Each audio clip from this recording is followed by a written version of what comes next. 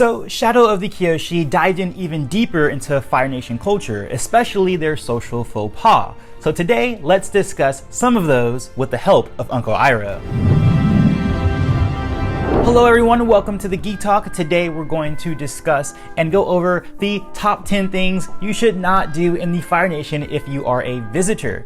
This is of course a Members Monday choice. If you want to join into my channel and determine which videos I do on Mondays, you can join on as a member, which you can click on the button below if you're on desktop. If you're on mobile, some mobile devices, you can do it also there as a join button. Or if you can't find it at all, just go to the description box. I have it down there for you. But today I want to do something special. I want to do this list in the voice of someone that we know who's near and dear to our hearts in the Fire Nation. That's right, Uncle Iroh. I got my voice acting friend, John Rogers, who also does the audiobook narration for my books, if you want to check those out. So instead of me giving you guys the top 10 things you shouldn't do, let's make this a more in-universe kind of top 10 list in the voice of Uncle Iroh. Hello, traveler. My name is Iroh. Today, I will be your humble guide in exploring the culture of my home islands.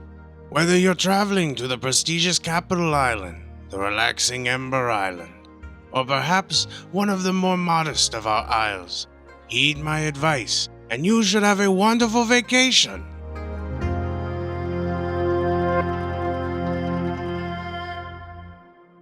One. In the presence of the royal family, one must prostrate themselves in respect or risk being challenged to an Agni Kai to avenge the disrespected royal's honor.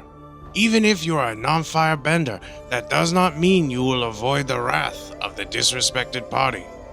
Fire Nation colonists should take extra care to refresh their memories on our culture. 2. When not in the presence of the royal family, but when coming in contact with an elder, one must bow with a straight palm and a fist. The standing palm represents the superior, in this case the elder, and the fist represents the humility of the one bowing. 3.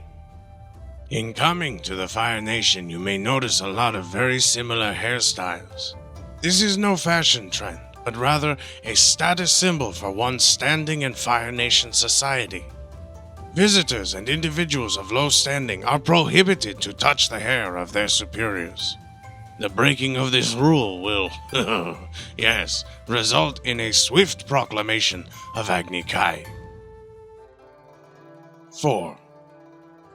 On the subject of Agni Kai, losers of these bouts often shave their heads bald to illustrate their shame in defeat. However, the top knot you will see throughout our nation is never touched unless the ultimate dishonor has been committed. The act of cutting one's top knot is undertaken only in circumstances akin to death. My nephew and I did this once as fugitives from the Fire Nation. 5. To those of you of noble standing, there is a great deal of etiquette to keep in mind when greeting other higher class nationals at public events and parties. I like to call it the Fire Nation Mingle, huh? Both you and the other party must make your way to each other as equals. So, if you see a Grand Advisor or the Fire Lord himself, it is rude to make a quick beeline for them. Instead, you should slowly drift your way toward one another. My own elders taught me the encounter should be akin to two leaves drifting together on the surface of a pond. Only once you have both naturally found yourselves in the same area after parleying with other guests can you engage in proper conversation. But be very wary. It is most imprudent to speak to anyone of significantly lower standing, so choose wisely. Between Fire Nationals, higher rank always introduces lower rank. The introduction is the pivotal juncture that sets the tone for the rest of the conversation. You may address whomever you want without preface, unless they are of higher standing. Then, and only then, must you wait to be greeted first. This is a lot to remember, I know, But if you ever need encouragement, think back on Avatar Kyoshi and her fiasco with Fire Lord Zoryu. Do the opposite of what she did, and you'll be fine.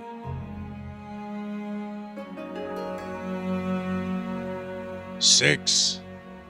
One more note to all you nobles. If you are brokering a deal with any of our own, especially the Fire Lord, be sure to make clear that your proposal is to be a partnership. The foundation of Fire Nation society is built on strong and resolute leadership, from business owners to the royal family.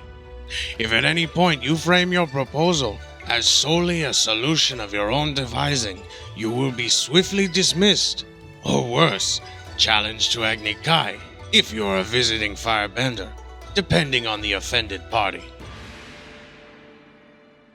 7. To those of you visiting from the Earth Kingdom, overlong staring is deemed as being quite rude on the Fire Islands.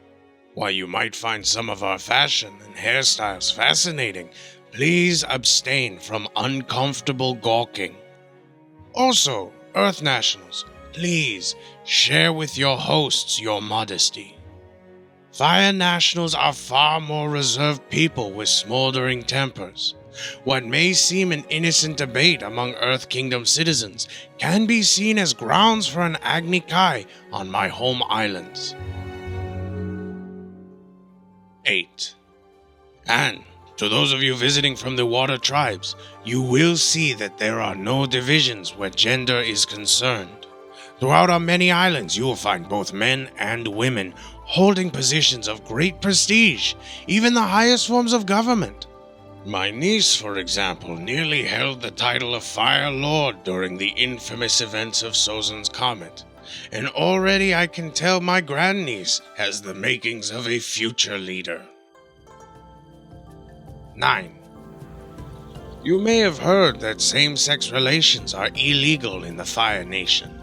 While this was unfortunately true during the 100-Year War and the reign of Fire Lord Sozan, this is no longer the cause, as Fire Lord Tsuko has reversed these policies and returned our nation back to its roots.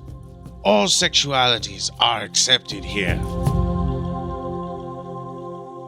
10. Oh, I see on your travel pass here that you plan on taking your trip during the festival of Szeto. You should take care to know that during this time all Agni Kais are banned. So please, be particularly careful with our rules and customs. It is rarely an enjoyable experience when my people boil over without their usual outlets to vent. And don't forget to sample some of our traditional dishes, like the stock-nosed mushrooms. They go great with jasmine tea. I hope you enjoy your stay in the Fire Nation. If you see my nephew, tell him you're a personal friend of his Uncle Iroh. And tell him to visit me here in Ba Sing Se more often.